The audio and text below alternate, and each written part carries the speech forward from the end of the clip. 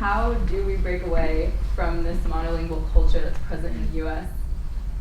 It's a big question. I would challenge that. I don't think it's monolingual everywhere. Many places, yes, but New York City, it's pretty bilingual, trilingual in many places. I have not only taught Spanish, but I've also taught English, and the new term is no longer ESL, English as a second language, but it's ENL, English as a new language, because so many of the students that I work with are learning their third language or sometimes their fourth language. And I think embracing that and teaching English or whatever language you're teaching in a way that is multicultural, it's not just one culture or country that speaks this language, but many peoples, is really important to keep in mind as we foster this idea of multilingualism. I wanted to add on to what Emma said about terminology and how in New York City, they call it ENL, and in California we call it ELD, English Language Development, which is also different from second language acquisition. It becomes a development instead of an acquisition. And then I also wanted to talk about to break away from this monolingual culture. I think it's important to bring in more dual immersion programs. So California is, I'm going to brag a little bit about California.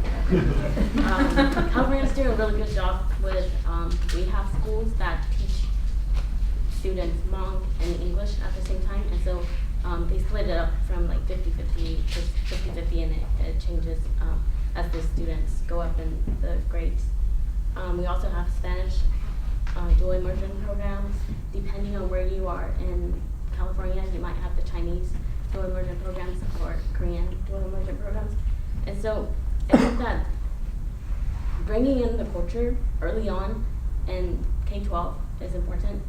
That moves away from the monolingual idea, because if we look at other countries like Germany, they start learning English in addition to their own languages. And in Korea, when I was there, they start learning English when they're in the third grade.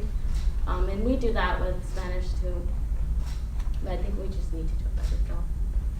And we'll have to, Emma will have to lead us.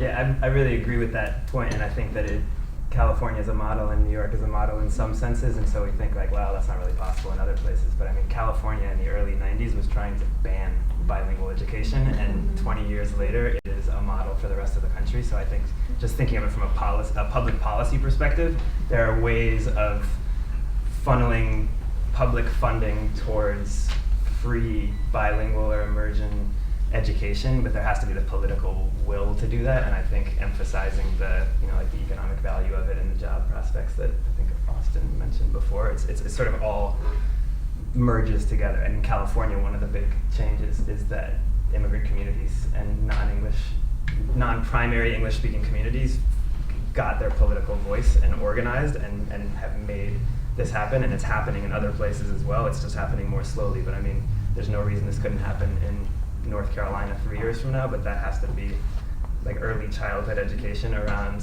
language has to be the priority, because tackling it with 20-year-olds is great, but tackling it with 3-year-olds is a lot more effective.